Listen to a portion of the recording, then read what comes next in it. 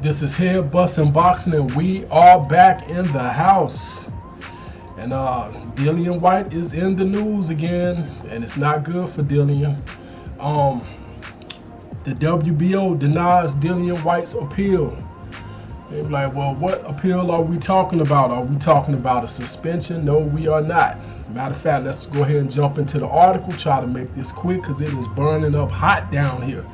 It says, you can add the World Boxing Organization, aka the WBO, to the list of sanctioning bodies not expecting to grant Dillian Whyte a title shot anytime soon. An appeal, and hold up. We gotta stop right there. Well, what do you mean, Doc? Title shot? Isn't Dillian Whyte suspended? Yes. Dillian Whyte is suspended, but suspended by the WBC sanctioning body. Tell you the truth, Dillian Whyte can actually fight right now if he wanted to. Only problem is he ain't getting no title shot. But Dillian Whyte could actually get into a boxing ring and fight. It, just would not be sanctioned by the WBC. And that leads us to what we're about to read. And it says, an appeal filed by a highly ranked heavyweight contender from England to protest the sanctioning body's appointment of Alexander Usyk as its heavyweight mandatory contender was denied on August 15th, following a month-long process to review the matter. The upheld ruling will allow Usyk to next challenge the winner of the unified title fight rematch between Andy Ruiz Jr. and Anthony Joshua, which is due to take place later this year. Now, that's interesting in itself because you got the WBC mandating Usyk and you got the IBF mandating Pulev, and they already put a date on when the winner of that fight has to fight Pulev just to even allow this fight to happen with the IBF blessings, and that will be May 31st of next year. So it'll be interesting to see who actually gets that rematch first. Who gets the winner of the rematch first, Pulev or Usyk?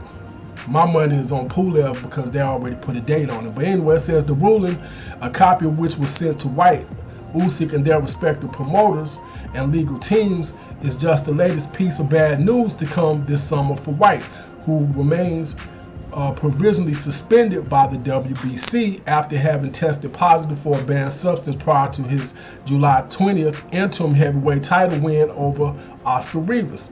The substance was discovered during a random drug testing as conducted by UKAD agency. Said suspension, along with his participation in a WBC sanctioning fight, were both cited in the WBO's final ruling. Now, here's where it gets interesting. It says, as a true WBC world title holder, Whyte will be able to defend its WBC title with the champion of a WBO only with the approval of a ratification by a majority of the WBC Board of Governors. Fernando J. Gilbalini Gonzalez, chairman of the WBO Complaint and Grievance Committee, explained in the final ruling. Therefore, if Whyte is confirmed as the WBC interim heavyweight world champion, the WBO cannot rank him as the mandatory challenger in the heavyweight division without the prior approval of or ratification by the majority of the WBC Board of Governors. However, even with the approval of the WBC Board of Governors, any attempt by Whyte to challenge the WBO heavyweight world champion under those circumstances will be considered a unification bout under S7 of the WBO regulations, which also discards the possibility of considering him to be a mandatory challenger in the WBO heavyweight division. In other words, what it's saying is, as long as Dillian Whyte holds that interim title, he cannot be considered a mandatory challenger by the WBO, the IBF, the IBO, or any other sanctioning body, because they don't do that. Normally, the only time you will see that happen is under special circumstances, like they actually kind of did do it with Lomachenko in this up and coming Luke Campbell fight. They mandated that Luke Campbell fight him, But like I said, that's like a once in a blue moon thing, but it has been done. Then it says, moreover, ordinarily the WBO and the other principal boxing organizations, WBC, IBF, and WBA, do not include in their rankings a world champion, whether regular, super, or interim, or another organizations, for obvious reasons. This means that if confirmed as the WBC interim heavyweight world champion and therefore considered a true WBC world title holder in the heavyweight division, Whyte cannot be included in the rankings nor considered a mandatory challenger in the WBO heavyweight division, as I just stated. So he's kind of in a catch-22 because he wanted that, he coveted that WBC interim title so much. It basically forces the WBO to push him outside of their rankings. Like he won't even be in their rankings anymore at all because he will be considered a champion. Just like he would not be in the WBA rankings, he would not be in the IBF rankings. Then it says, if Whyte is permanently suspended by the WBC, the WBO Championship Committee would have ample discretion, to take measures against Whyte. Read the complaint.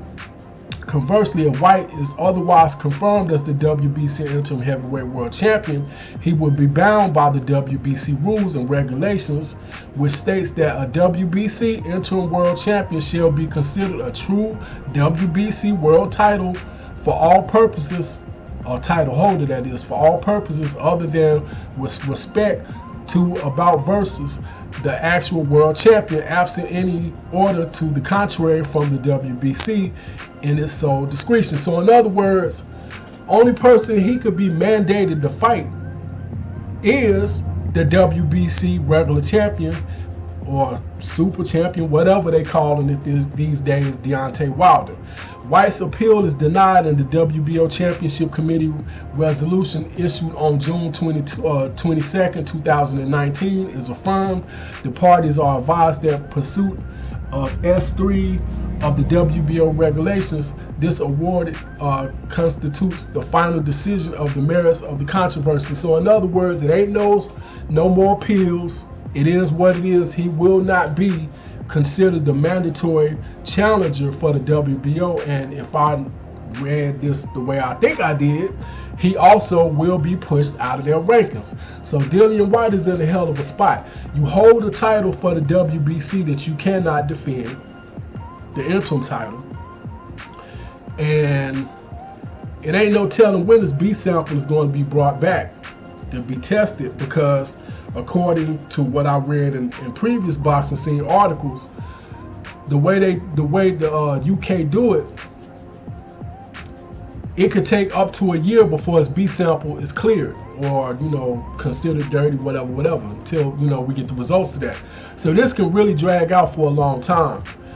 So Dillian Whyte is kind of in a catch-22, and that's pretty much it. If you would like to donate to the channel, you can go to the home page or the channel page and click on the PayPal button in the right corner, or you can also look into the description in the when you go to the video and click on the link if you would like to help grow the channel. Like I said, we've just started the channel about 4 months ago, and we're still in our growing process, so anything would help, whether it was 50 cents, $2, $5, whatever. But anyway, that's pretty much it. Hit that like button, also hit that share button, hit that subscribe button, hit that notification bell. Also hit me up in the comment section, let me know, is Dillian Whyte getting railroaded? I mean, because technically speaking, these are the rules and regulations that the WBO are bound by. Do you think Dillian Whyte is going to be cleared of this eventually? Some people are saying that they're not even asking for the B sample to be tested. So we're still in the dark in a lot of stuff as far as how is this going to play out, and also what's going to happen to the UKAD and the BBBC. Will there be any backlash to how things will play out when it comes to Oscar Rivas and his team? But anyway, that's pretty much it. This is Head Bustin' Boxing's own Fight Doctor. I am out.